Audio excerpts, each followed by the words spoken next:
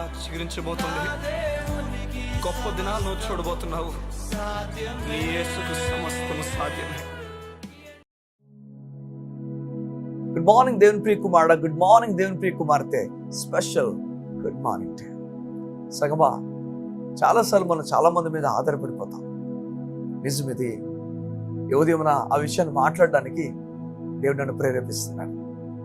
పౌలు అయితే ఫిలిప్పీయులకు రాసిన పత్రిక రాస్తూ ఒక మాట అంటాడు. మొదటి దినం నుంచి, డే 1 నుంచి మీరు సువార్త విషయంలో నాతో పాటు నిలబడ్డారు, సహాయం చేశారు, నా వెనకతున్నారు, లేఖలు రాశారు, నాకు కావాల్సిన డబ్బును పంపించారు, కావాల్సినవన్నీ కూడా పంపించారు. నాకు కొదువు లేకుండా ఎన్నెన్నో విషయాలు మీరు చూసుకున్నారు. సంతోషమే అని చెప్పి ఈసారి కూడా పంపించండి, ఈసారి కూడా చేయండి అని చెప్పి వారి వైపు చూసి బ్రతిమాడలేదు. కానీ ఓ మాట అంటాడు వారికి, ఇదిగో మీలో ఈ కార్యం ప్రారంభించిన దేవుడు అంతవరకు ఆయన కొనసాగిస్తాడు. ఒక విషయం అర్థమైంది పౌలకి, వీరు కాదు చేస్తుంది, దేవుడు చేస్తున్నాడు. ఆ దేవుడు వీరిని వాడుకుంటున్నాడు.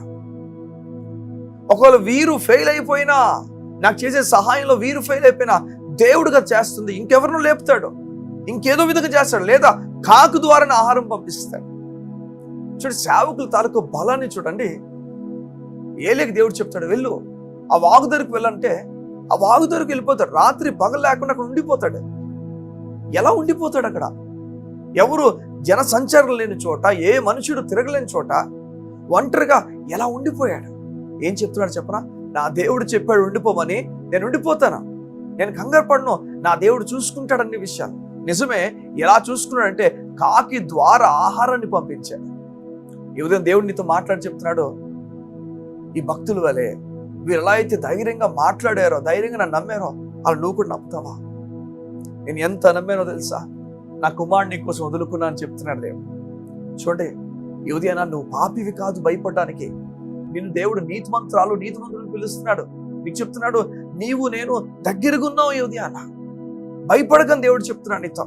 నిన్ను గొప్పగా ఆశీర్వదించబోతున్నాడు చెప్తున్నాడు దేవుడు. ఈ ఉదయాన ఏ విషయంలో దిగులు పడుతుందో నాకు తెలియదు, ఏ విషయం నీకు దిగులు కలుగు చేస్తుందో తెలియదు. లేదు, ఈ రోజు అది ఫుల్ స్టాప్ అంతే, ఈ రోజు అది ఆగిపోవాలంతే. నువ్వు చెప్పాలి, నా దేవుడు నన్ను నడిపిస్తాడు సార్, నేను భయపడినండి, ఎందుకంటే తన వాక్యం చెప్తుంది నాకు తన తోడుగా ఉన్నాడని.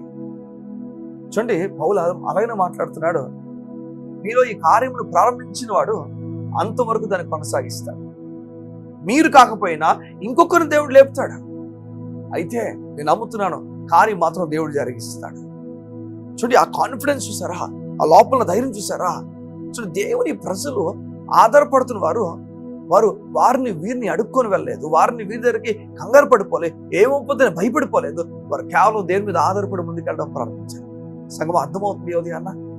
ఒకరోజు యేసుప్రభు పేతురు చెప్తాడు ఈ విధంగా, వెళ్ళు గేలం వేసి తీసుకుని రా చేప, అందులో నీకు నాకు పన్ను చెల్లించని చెప్తాడు. వెళ్ళిపోతాడు అంతే.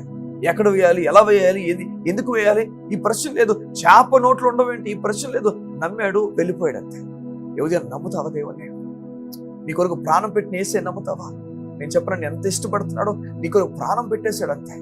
నేను నీతిమంతులను పిలుస్తున్నాడు, నీ పైన కోపంగా మాత్రం లేడు. యువతి అన్న నేను ఎత్తుకోవడానికి ఇష్టపడుతున్నాడు, నీకు గొప్ప కార్యాలు చేయబోతున్నాడు దేవుడు అంతే. యువతి నమ్ము ఆయన్ని. నమ్మట నీ వల్ల అయితే నమ్మడానికి సమస్తము సాధ్యం. కళ్ళు మూసుకుంటావా? యువతిని గురించి ప్రార్థన చేస్తాను. మా తండ్రి, నీకు వందనాలు. నీ బిడ్డలు ఏ విషయంలో ఈ ఉదయం దుఃఖపడుతున్నారు నాకు తెలియదు. ఏ విషయం వల్ల వారి హృదయము ఆయా కొరతల్లోకి, దిగుల్లోకి వెళ్ళిపోయింది తెలియదు. వాటన్నింటి విషయాలు వారికి ధైర్యం ఇవ్వండి, సమాధానం ఇవ్వండి. నెమ్మదితో నీ పైన ఆధారపడడం వారికి నేర్పించు. నీ వాక్యం బలము వారి కుటుంబాలు చూచునుగాక. నీ వాక్యముతో వారు నడిపించబడుతురుగాక. సమాధానం కలిగిన వ్యక్తుల వలె వారు ముందుకు వెళ్తురుగాక. అయ్యా, నీ వాక్యం చెప్పిన రీతిగా వారిలో నీ నెమ్మది ఇవ్వండి. నీ వాక్యం చెప్తున్న రీతిగా వారికి సమాధానం ఇవ్వండి, కృప ఇవ్వండి.